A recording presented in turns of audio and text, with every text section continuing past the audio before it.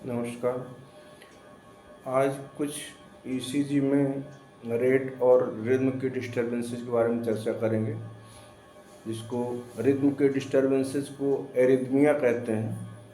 ये arrhythmia normal pattern में भी हो सकता है, जैसे साइनस एरिथमिया, और इसके अलावा पैथोलॉजिकल भी हो सकता है, जिसमें डिफरेंट डिसऑर्डर्स आते हैं, starting from atrial extrasystole, nodal extrasystole, ventricular extrasystole, then after extrasystoles, nodal rhythm, ventricular rhythm, after study of normal sinus rhythm. Then there may be tachycardias, bradycardias. Tachycardia में PSVT, atrial flutter, fibrillation, then ventricular tachycardia, ventricular fibrillation. इन सभी के बारे में थोड़ा brief discussion करेंगे, जिससे एक अपने को एरिथमिया का आउटलाइन आइडिया लग जाए। इस फिगर में हार्ट का डायग्राम बना हुआ है, इसमें कंडक्शन सिस्टम बना हुआ है। आप देख सकते हैं लेफ्ट एट्रियम में SA node, then AV node, then bundle of His, वहाँ से ब्रांच जा कर के लेफ़्ट और राइट साइड में bundle branches, right bundle branch and left bundle branch, उसकी ब्रांचेस डिस्ट्रीब्यूट हो गए और इनके अलांग इसका कंडक्शन नॉर्मली होता है। ऐसे से पल्स जनरेट होकर के then it goes to AV node, AV nodes के बाद bundle of His, then right and left bundle branches. Okay, and then इससे इम्पल्स से जाने के बाद इसका कॉन्ट्रैक्शन होता है। एवं डायग्राम में नॉर्मल साइनस रिदम का है, जिसमें हम देख सकते हैं कि एक पी वेव है, क्यूआरएस टी वेव। तो यदि किसी वेव में नॉर्मल पी क्यूआरएस टी दिख रही हो तो उसको नॉर्मल साइनस रिदम बोलते हैं। इस रिदम स्ट्रिप में अपर स्ट्रिप में नॉर्मल साइनस रिदम है, जिसमें यदि क्यूआरएस कॉम्प्लेक्सेस का डिस्टेंस देखें, मेजर करें तो ऑलमोस्ट सभी के बीच का एक ही डिस्टेंट है, बराबर की डिस्टेंस आ रही है, तो ये नॉर्मल साइनस रिदम है। इसके नीचे वाली रिदम स्ट्रिप को देखें तो इसमें इरेगुलरिटी दिख रही है। जब दोनों ही, इसमें भी P Q R S T, इसमें भी P Q R S T, normal sinus rhythm दोनों है, लेकिन इनमें दो के बीच में काफ़ी डिस्टर्बेंस दिख रहा है, इरेगुलरिटी दिख रही है। काफ़ी लंबा गैप है, ये छोटा गैप, इसमें 2-3 एक जैसी हैं, फिर लंबा गैप, फिर 2-3 में लंबा गैप है। तो इस तरह से ये ब्रीदिंग से रिलेटेड ईसीजी रहता है। जब डीप इंस्पायरेशन होता है तो टेकिकार्डिया हो जाता है, तो हार्ट रेट बढ़ जाती है, और जब एक्सपायरेशन होता है तो ब्रेडिकार्डिया हो जाता है, तो हार्ट रेट स्लो हो जाती है। लेकिन इसमें नॉर्मल साइनस रिदम मेंटेन रहती है। Next ECG total 12 lead ECG है, जिसमें इंस्पायरेशन और एक्सपायरेशन के फेज दोनों दिखाई पड़ रहे हैं। आप देख सकते हैं कि कुछ में क्यूआरएस का ड्यूरेशन कम है, और कुछ बीट्स में, कुछ स्ट्रिप में ये ड्यूरेशन ज़्यादा है। ये 3rd-4th के बीच का गैप कम है, और 4th-5th के बीच का गैप ज़्यादा है, जबकि दोनों ही क्यूआरएस कॉम्प्लेक्सेज में पहले पी वेव्स आ रही हैं। तो P wave, QRS T wave, P QRS T, P QRS T, तो हैं सभी साइनस रिदम, लेकिन एक में गैप ज़्यादा है तो वो एक्सपायरेशन के समय की है, और जिसमें गैप कम है वो इंस्पायरेशन के समय की, इसलिए ये साइनस एरिथमिया है। साइनस एरिथमिया को रिस्पायरेटरी साइनस रिदम भी बोलते हैं। इस रिदम स्ट्रिप में कई तरह के एरिथमिया दिखाए गए हैं। सबसे टॉप में नॉर्मल साइनस रिदम है, जिसमें आप देख सकते हैं P Q R S T. यद्यपि इसमें दोनों के बीच में लगभग 7-8 सेगमेंट के आसपास हैं, तो ये नियरली 180 to 200 हार्ट रेट है, तो इसको साइनस टेकिकार्डिया भी बोल सकते हैं। नीचे टेकिकार्डिया और ज़्यादा बढ़ गया है, इनमें लगभग, यद्यपि क्यू आर एस टी सभी मेंटेन है, लेकिन इसमें नियरली 5 सेगमेंट्स ही आ रहे हैं। तो 5 सेगमेंट्स को यदि 1500 से डिवाइड करें तो 300 की हार्ट रेट कहलाएगी। तो ये साइनस टैकीकार्डिया है।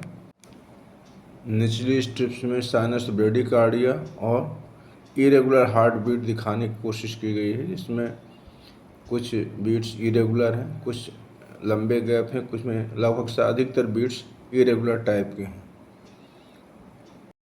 अगली ईसीजी रिगार्डिंग में एट्रियल एक्स्ट्रासिस्टोल एट्रियल फिब्रिलेशन दिखाने की कोशिश की गई है। इसमें यदि बारीकी से देखें तो क्यूआरएस कॉम्प्लेक्स रेगुलर आ रहे हैं, इसके बाद में एक कॉम्प्लेक्स इसमें प्रीमेच्योरली आता है, जिसका पैटर्न लगभग क्यूआरएस दोनों के एक जैसे हैं, लेकिन पी वेव डिफॉर्म्ड है। पहले में पी वेव नॉर्मल है, दूसरे में डिफॉर्म्ड है। इसको एट्रियल एक्स्ट्रासिस्टोल बोलते हैं। और एक्स्ट्रासिस्टोल आने के बाद उसमें कंपनसेटरी पॉज आता है। तो यदि इन दोनों को मैच करें, इधर के 3 क्यूआरएस के बीच का डिस्टेंस देखें और इधर के 3 क्यूआर के डिस्टेंस का मेजरमेंट करें, दोनों को कंपेयर करें, तो ये स्मॉलर साइज का है। मींस कंपनसेटरी पाथ जो है वो इनकम्प्लीट। वेंट्रिकुलर कॉम्प्लेक्स वेंट्रिकुलर एक्स्ट्रासिस्टोल्स में ये कंपनसेटरी पाथ कंप्लीट होता है। मींस इधर की 3 बीट्स 3 नॉर्मल क्यूआरएस और इधर की 2 नॉर्मल क्यूआरएस प्लस 1 एक्स्ट्रासिस्टोल, इनके बीच का ड्यूरेशन यदि देखा जाए तो एट्रियल में ये इनकम्प्लीट रहता है और वेंट्रिकुलर में कंप्लीट रहता है। एट्रियल फिब्रिलेशन यदि सभी क्यूआरएस कॉम्प्लेक्सेज डिफरेंट इंटरवल्स में आए, जैसे इस ईसीजी में देख सकते हैं, तो इसमें एक तो बेस लाइन डिस्टर्ब है, पूरा का पूरा फ्लटर फिब्रिलेटरी वेव्स दिख रही हैं, completely irregular baseline, P waves are not visible and QRS complexes are normal but at irregular distances। कोई QRS बिल्कुल पास में है, कुछ थोड़ा सा दूर है, फिर दूर है, फिर पास है, फिर दूर है, इस ढंग से। तो ये एट्रियल फिब्रिलेशन का pattern. In contrast atrial Flutter में शॉर्ट टूथ अपीयरेंस रहता है और रेगुलर इंटरवल में P वेव्स रहती हैं, और जो क्यूआरएस कॉम्प्लेक्सेज भी रहते हैं वो रेगुलर इंटरवल में रहते हैं। वो ब्लॉक के अकॉर्डिंगली रहते हैं, या तो 2 सेगमेंट के बीच का डिस्टेंस है, या तो 2:1 ब्लॉक रहेगा या 4:1 ब्लॉक रहेगा, उसके अनुसार उसमें इरेगुलरिटी दिख सकती है, लेकिन कुछ क्यूआरएस कॉम्प्लेक्सेज दूसरे से मैच करेंगे। देन नेक्स्ट स्ट्रिप में डिफरेंट टाइप्स ऑफ एरिथमिया दिए हुए हैं, जिसमें टॉप में एट्रियल फिब्रिलेशन है, नंबर 2 में पैरागिज्मल एट्रियल टैकीकार्डिया है, थर्ड में वेंट्रिकुलर टैकीकार्डिया है, एंड फोर्थ में वेंट्रिकुलर फिब्रिलेशन। अब यदि इनको कंपेरिजन का एट्रियल फिब्रिलेशन, जैसे कि पहले आपको बता चुके हैं, कम्प्लीटली इरेगुलर इंटरवल में आते हैं, पी वेव्स विजुअल नहीं रहती है, ऑल्दो इसमें कुछ विजुअल है, तो एक्स्ट्रासिस्टोल इसमें थोड़ा सा 3-4 रन्स में ये फिब्रिलेटरी पैटर्न है, बाकी इधर ये नॉर्मल साइनस रिदम दिख रही है। दूसरा पैराक्सिज्मल एट्रियल टैकीकार्डिया, अगेन इस डायग्राम में ये पैराक्सिज्मल एट्रियल टैकीकार्डिया विद ब्लॉक जैसा दिख रहा है। पैराक्सिज्मल एट्रियल टैकीकार्डिया में हार्ट रेट 250 to 350 रहती है, लेकिन ये कम्प्लीटली रेगुलर इंटरवल में आते हैं। ओनली थिंग जब कभी इसमें पीएटी के साथ में ब्लॉक रहता है तब ये इरेगुलरिटी आ सकती है।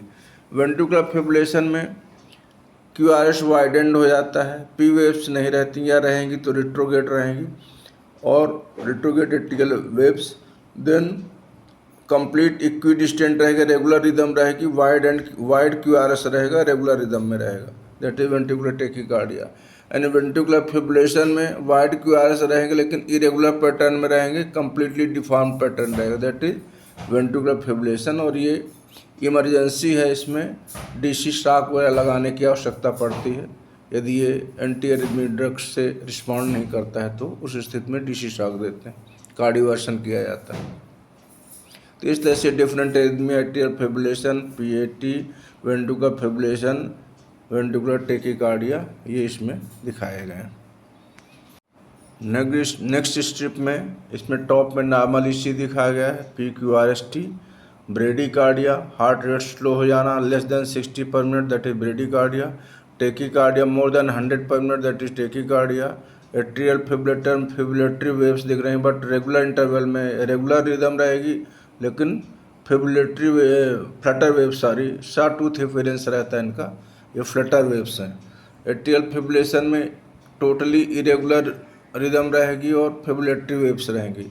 Ventricular tachycardia totally regular rhythm रहेगी लेकिन वाइड क्यूआरएस रहेगा। एंड वेंट्रिकुलर फिब्रिलेशन में टोटली इरेगुलर रिदम रहेगा और वाइड क्यूआरएस रहेगा। तो इस तरह से रेगुलरिटी और क्यूआरएस की विड्थ को देखते हुए सभी एरिथमियाज को पहचाना जा सकता है और ये डिसाइड किया जा सकता है कि पेशेंट की कंडीशन कैसी है, नॉर्मल है, एबनॉर्मल है तो कैसी एबनॉर्मलिटी है, और उसका ट्रीटमेंट डिसाइड किया जाता है। टेकिकार्डिया है, उनमें शॉक की ज़रूरत है या ड्रग्स की ज़रूरत है। फ्लटर है, उसमें कार्डियोवर्सन की ज़रूरत है या ड्रग्स की ज़रूरत है। ब्रेडिकार्डिया, उसमें हार्ट रेट बढ़ाने की आवश्यकता है। वेंट्रिकुलर टेकिकार्डिया है, इनमें केयरफुल रहना पड़ेगा, पहले ड्रग्स ट्रायल करने पड़ेंगे, फिर ये कभी भी वेंट्रिकुलर टेकिकार्डिया वेंट्रिकुलर फिब्रिलेशन में कन्वर्ट हो सकता है। तो वो स्थिति निर्मित ना हो उसके पहले उसका प्रॉपर इलाज हो जाना चाहिए। तो इसलिए इनकी जानकारी होना बहुत आवश्यक है। तो ये वेंट्रिकुलर टेकिकार्डिया है, वेंट्रिकुलर फिब्रिलेशन है और इनको जानना बहुत आवश्यक है।